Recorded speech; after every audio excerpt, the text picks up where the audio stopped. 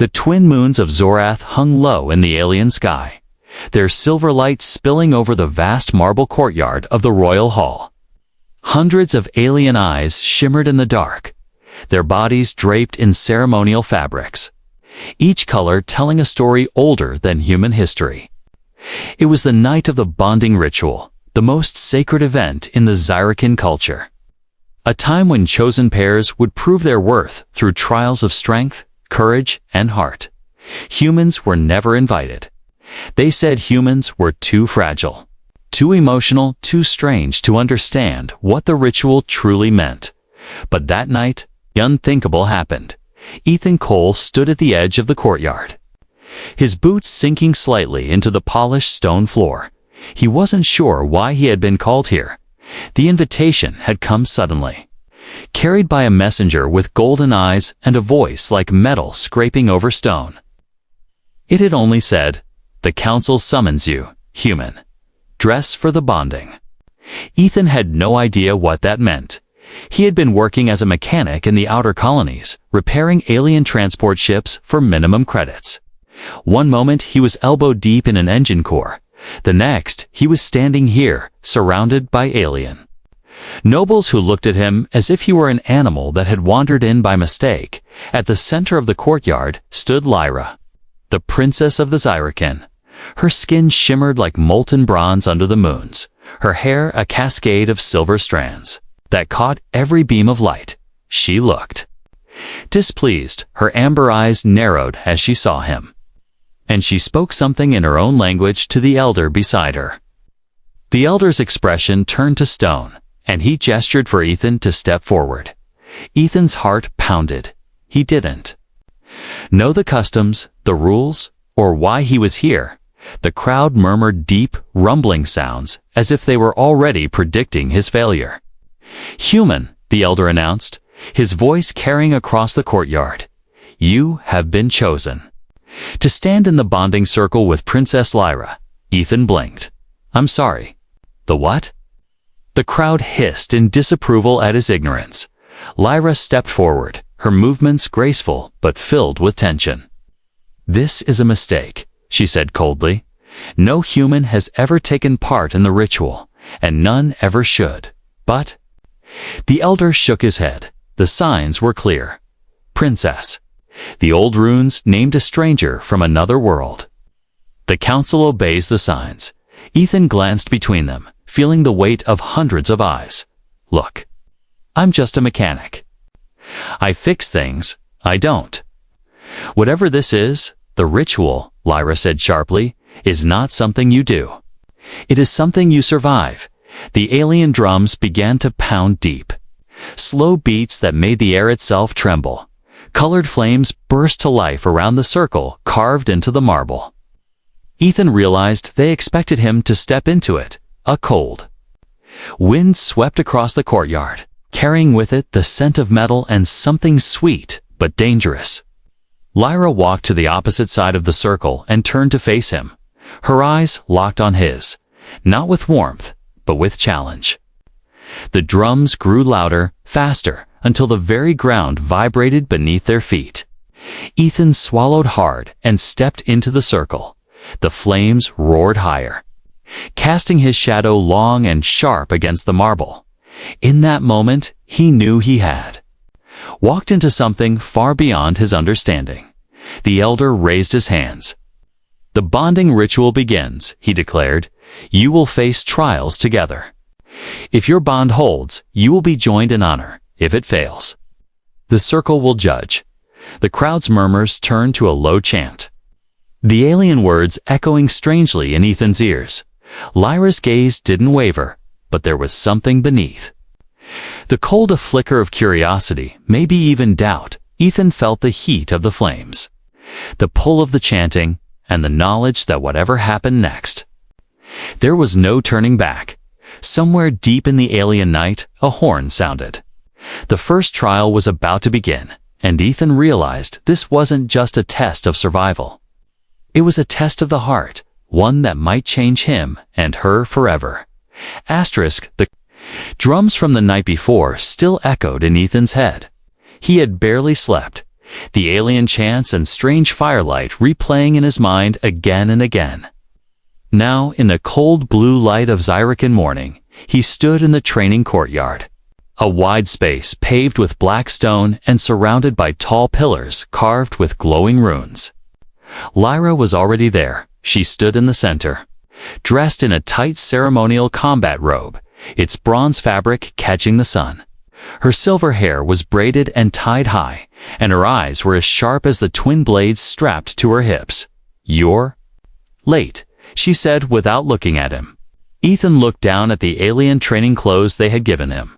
They were too tight around the shoulders, too loose around the waist, and smelled faintly of some strange spice.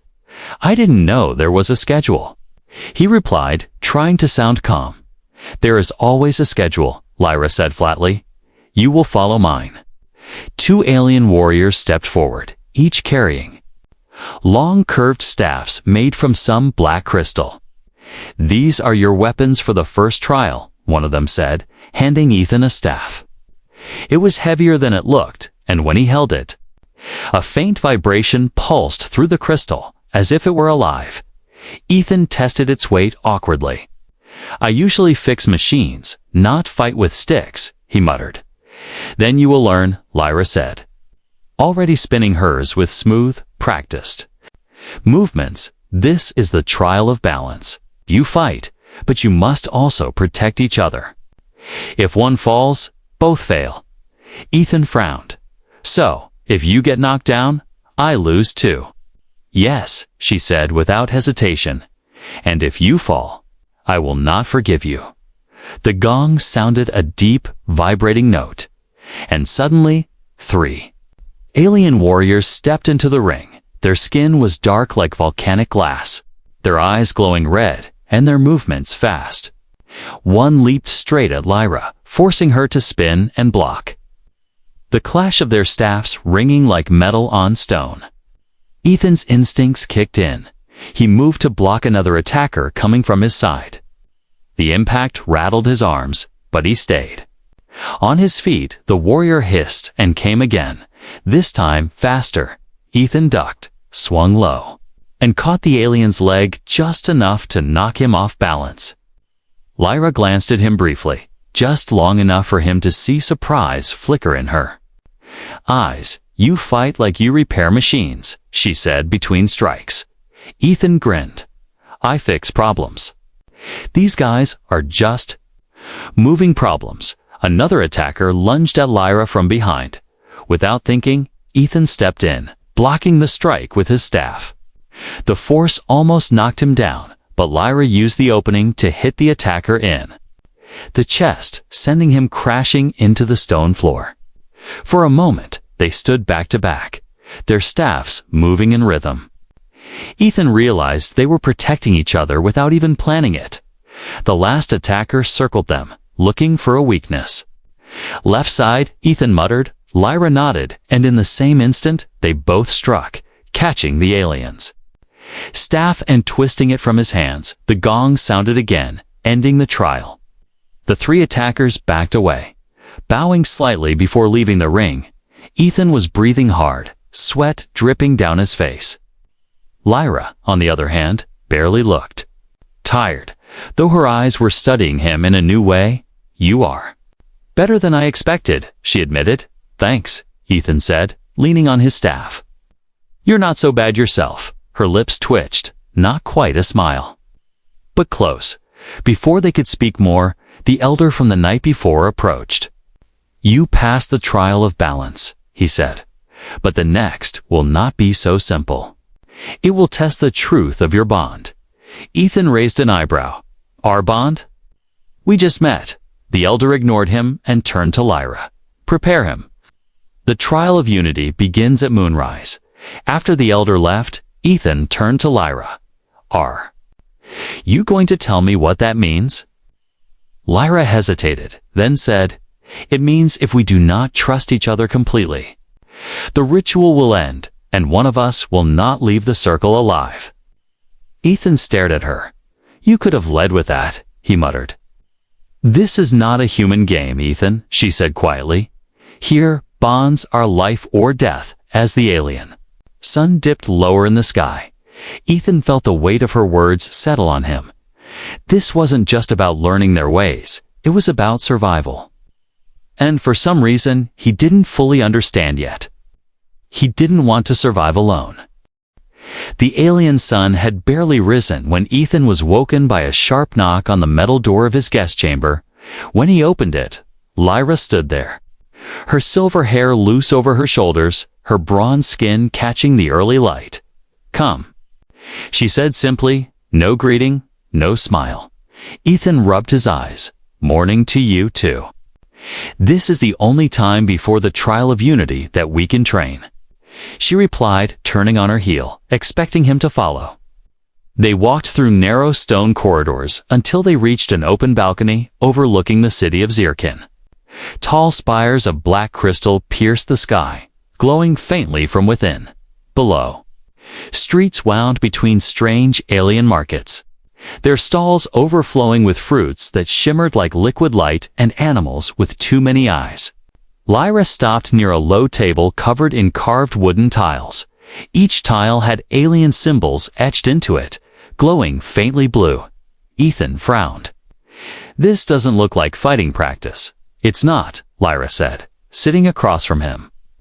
"The trial of unity is not about strength. It is about knowing each other so well that you move as one." Ethan sat, picking up one of the tiles. The symbol shifted in the light, almost like it was alive. "So, this is like alien charades." Lyra's expression didn't change, in a way. The tiles hold meanings, emotions, memories, intentions.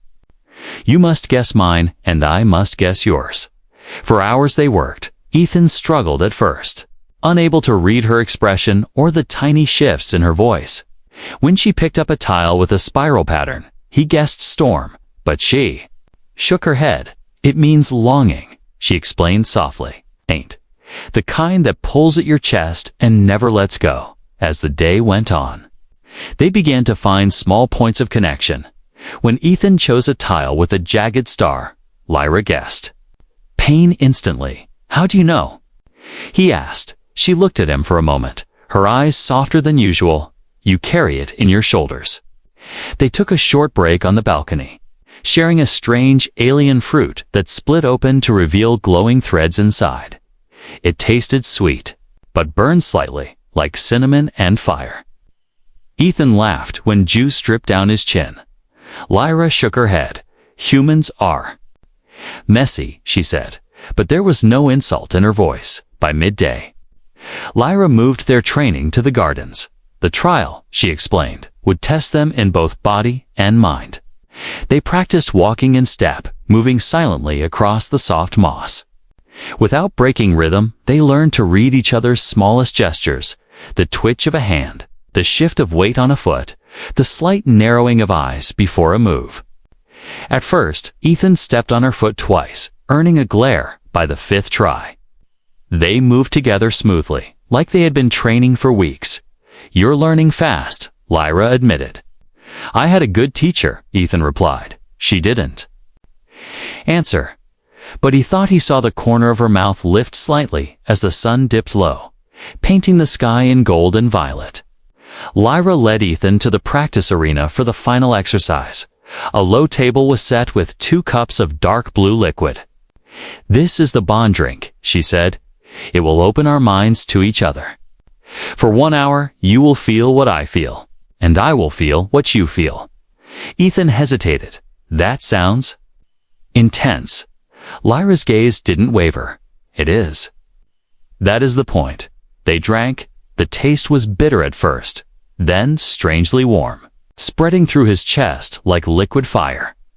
And then it hit, a flood of sensations, not his own. Fear, pride, loneliness, hope, all tangled together, her emotions raw and unguarded. He felt the sharp ache of losing a friend in battle, the heavy weight of living under her people's expectations, the quiet wish for someone who saw her not as a princess, but as a person. Lyra's eyes widened as she felt him in return, the stubborn determination that had carried him through years of hardship, the deep loyalty to those few he trusted and the flicker of something that was starting to grow for her. For a moment, neither of them moved, both breathing heavily. Caught in the strange closeness of shared thoughts, when the hour ended, the connection faded. Lyra stood, looking at him. With an unreadable expression, "You are not what I expected," she said quietly. Ethan smirked. "You're not so bad yourself." The elder arrived then, his face solemn. "It is time," he said. "The trial of unity begins when the moons touch the horizon."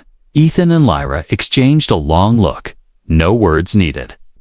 They both knew whatever happened next, they would face it together.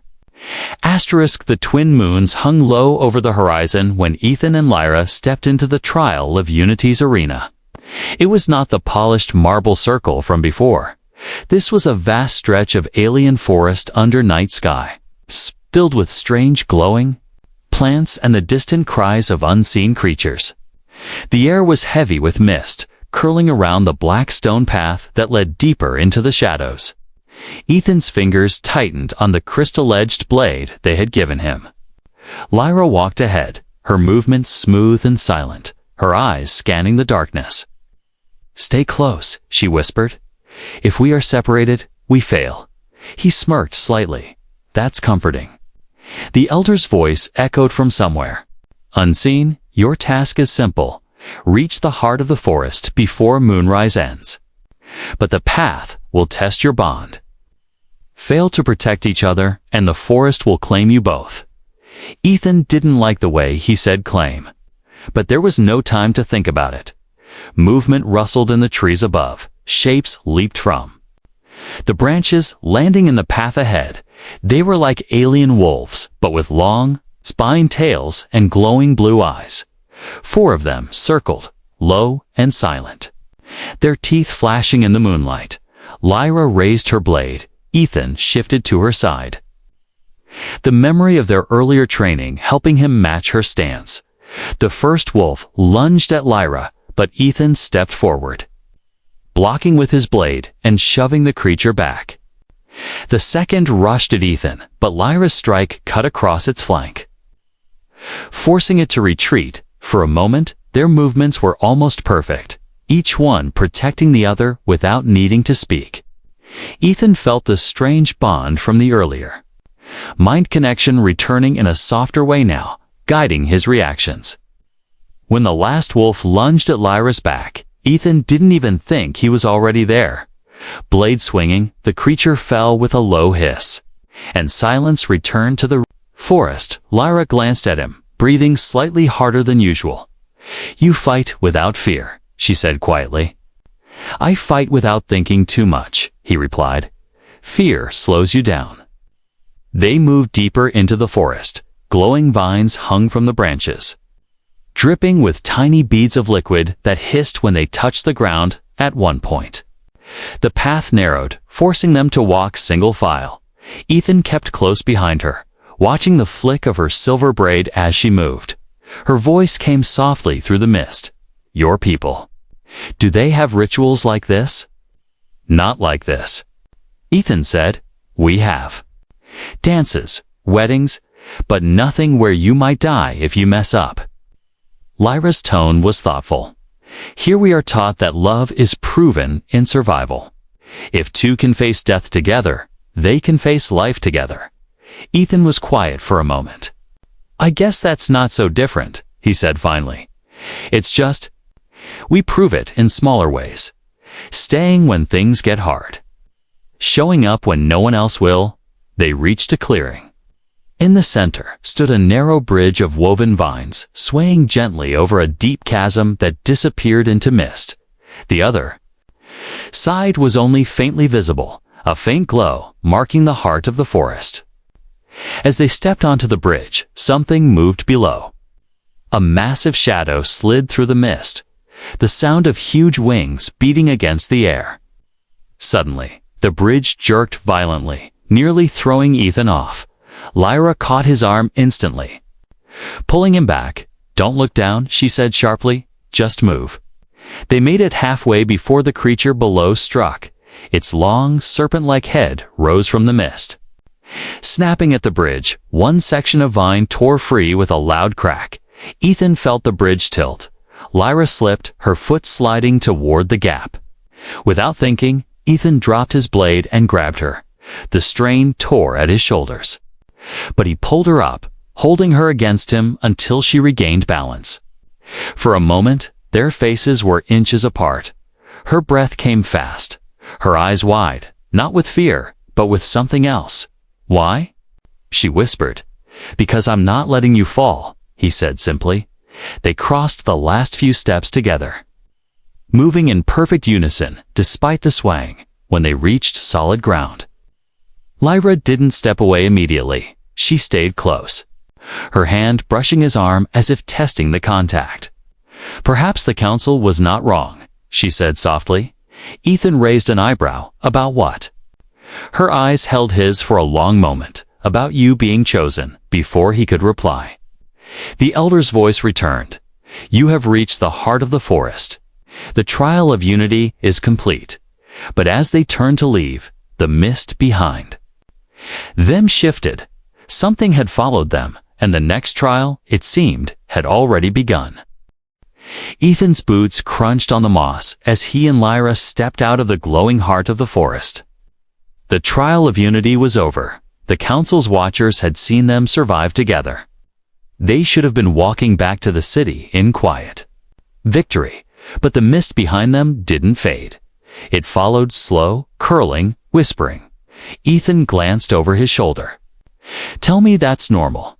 Lyra's voice was low. "It's not." From the mist, a tall figure emerged. It was Kale, the alien warrior who had mocked Ethan since the first trial. His black armor gleamed faintly under the moons, his hand resting on the hilt of a cruel, curved blade. "You passed the unity trial," Kale said, his voice dripping with disdain. "But not by your own skill." Ethan took a step forward. "If you've got something to say, say it without the poetry." Kale's amber eyes burned.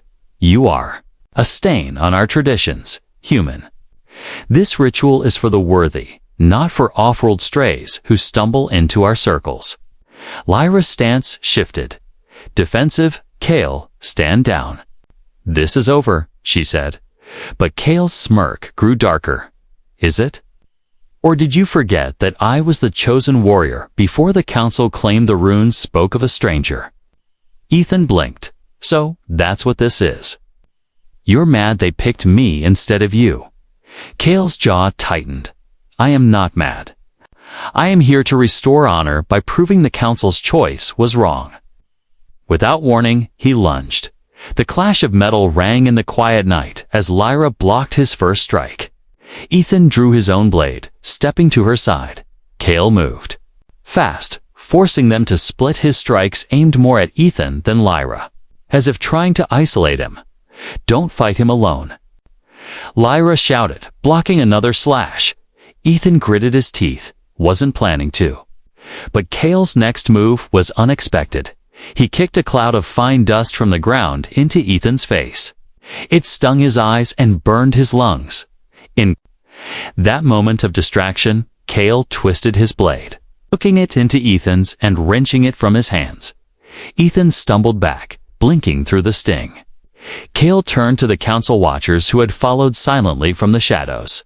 "See? How easily he falls." Kale called out, "This human cannot even defend himself without help. He cheats the trials by hiding behind the princess."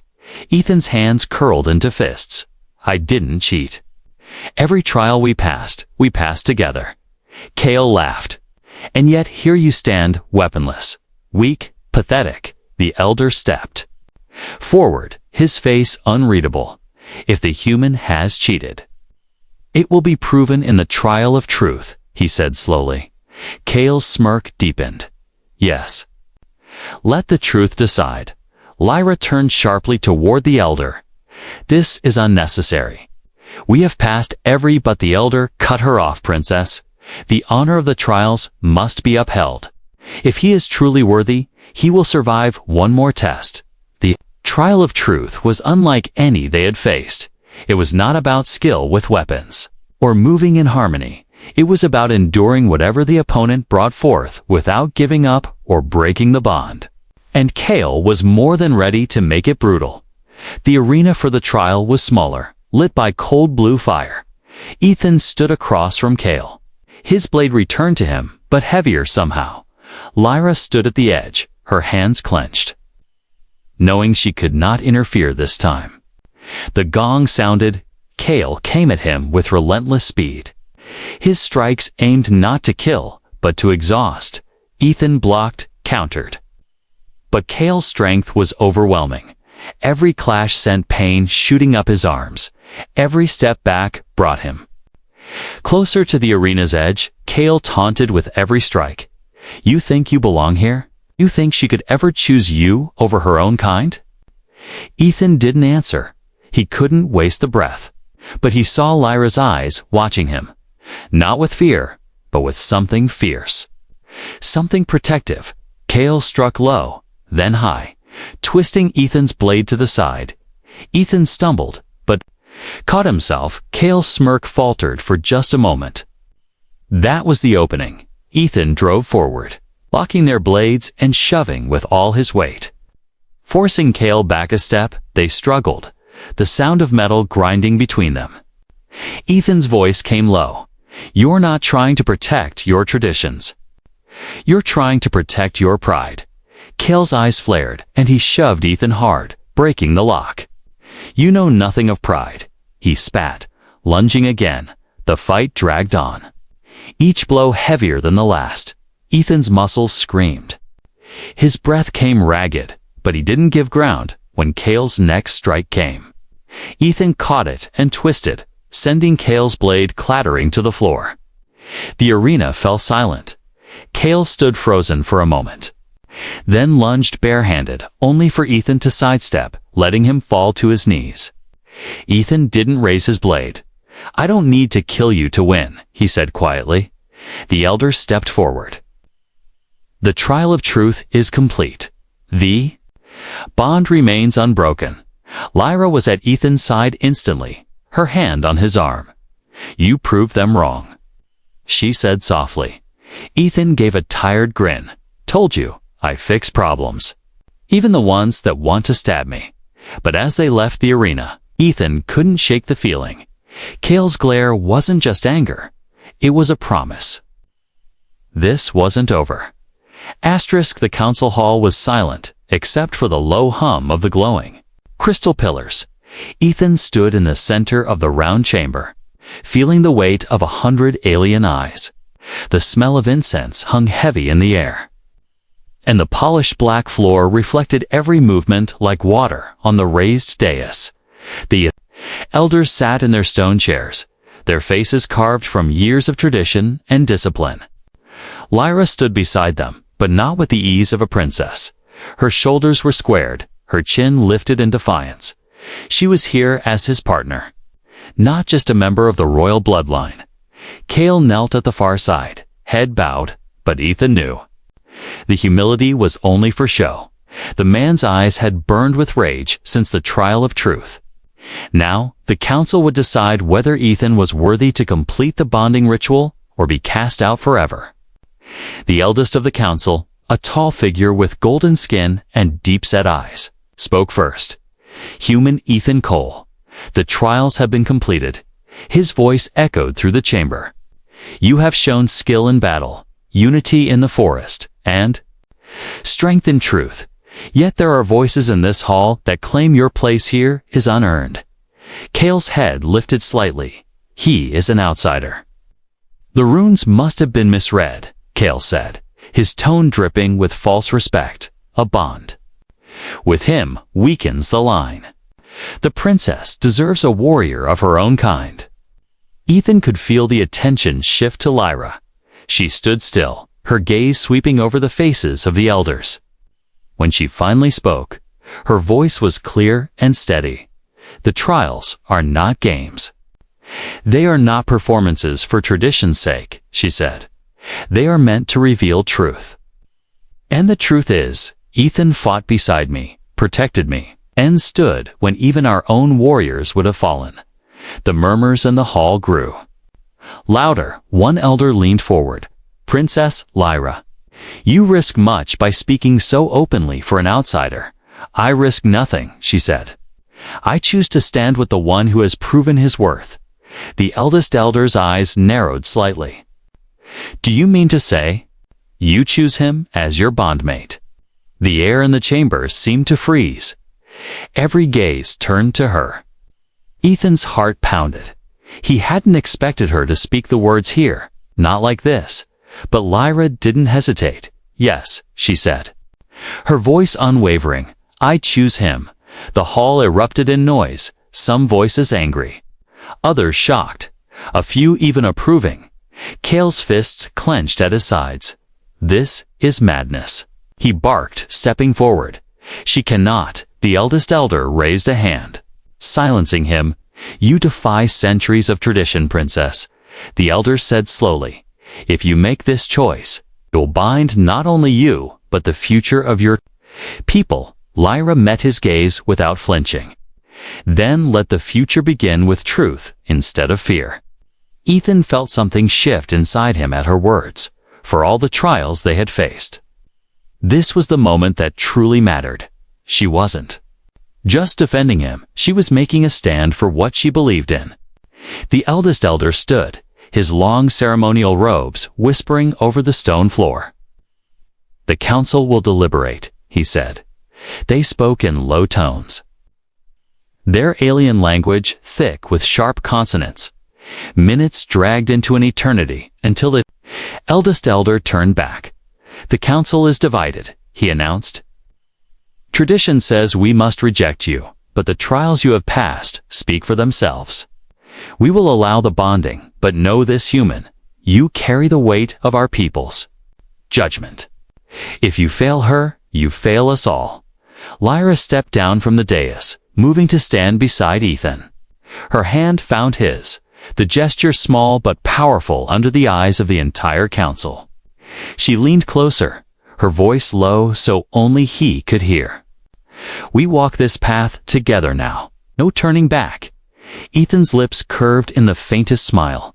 "Wouldn't dream of it," he murmured. Kale watched from the side, his glare promising this was far from over. But for now, the decision was made. The bonding ceremony would proceed, and somewhere deep inside, Ethan knew the hardest trial was still to come. The bonding ceremony was held beneath the open sky. The twin moons shone bright above the marble courtyard, their silver light mingling with the soft glow of hundreds of crystal lanterns. Alien flowers floated in shallow pools, releasing a faint, sweet scent that drifted through the air. Every seat was filled, nobles, warriors, traders, and curious onlookers who had heard about the human who survived the sacred trials. Ethan stood at the center, dressed in formal Zyrukan robes, the bronze fabric heavy across his shoulders. He caught sight of Lyra as she stepped into the courtyard. Her silver hair was unbound, flowing freely down her back, and her ceremonial gown shimmered like molten gold in the lantern light. For a moment, the crowd's noise faded in his mind. All he saw was her. The eldest elder raised his hands for silence. "Tonight, the bonding is not just between two warriors," he said, his voice carrying over the crowd. "It is a bridge between worlds, a union forged in trial, tested in truth, and chosen in defiance of fear." Ethan's heart pounded. This was more than a ceremony. It was a public declaration that he belonged here, that their bond had value. And for Lyra, it was a message to her people that tradition could bend without breaking. The ritual began. First came the exchange of weapons, a sign that each trusted the other to protect them. Ethan handed Lyra the crystal-edged blade he had fought with in the trials. She placed in his hands a curved dagger with her family's crest etched into the handle. The weight of it was more than physical. It was the weight of her trust. Next came the vow of the moons. They stood facing each other, holding the dagger between them. "I stand with you," Lyra said in the Zyrukan tongue, her voice strong and steady. "I walk with you through shadow and light," Ethan replied, repeating the words she had taught him. But just as the elder moved to seal the bond, a shadow stirred at the edge. Of the courtyard, Kale stepped forward, his armor dark against the lantern glow. "This bond is a mistake," he called out, his voice carrying, "Tonight you bind yourself to a human, and tomorrow your people will regret it." The crowd shifted. Uneasily, Ethan tightened his grip on the dagger, but didn't move. Lyra's gaze was like steel. "Kale, you've already tried to break us." "You failed," she said. Kale's lips curled. "Not yet." He drew his blade and stepped into the circle. If he is truly worthy, let him prove it now, without help. Without her beside him, the eldest elder started to object, but Ethan raised a hand. "No," he said, his voice calm but firm. "I'll face him." Lyra's eyes widened. "Ethan," he gave her a small smile, "I don't need to prove anything to him. But I'll prove it for you." The circle cleared. The crowd holding its breath as Kale circled him. The fight began fast. Kale struck with brutal strength, his blade flashing in the lantern light. Ethan blocked, countered, moving with the calm focus he had learned in the trials. Kale's attacks grew wilder, frustration twisting his face. Ethan saw his opening, a feint to the left, then a sharp strike that knocked Kale's blade from his hand. Silence fell. Ethan stood over him but didn't strike. "This isn't about killing you," he said quietly. "It's about ending this." Kale's glare faltered, and he stepped back, defeated. The crowd erupted, not in anger, but in applause. For the first time, the sound was for Ethan, not against him. The elder stepped forward again. "The bond stands unbroken. The ceremony will continue." Lyra returned to his side, her hand finding his. "Now," she said softly, "we finish what we started." The elder placed his hands over theirs. "By the moons above and the trials endured, I declare this bond forged and unbreakable." The crowd's cheer rose like a wave. Ethan and Lyra looked at each other. And in that moment, no one else mattered. They had fought enemies, tradition, and even the shadow of doubt, and won as the celebration began. Lyra leaned close, her voice warm against his ear. "You came here a stranger," she whispered. "Now you are my choice." "My partner," Ethan smiled, "and you're mine." Always, the music swelled, the lanterns flickered, and the stars above seemed to shine brighter. For the first time, Ethan felt not like an outsider in a strange world, but like he was home.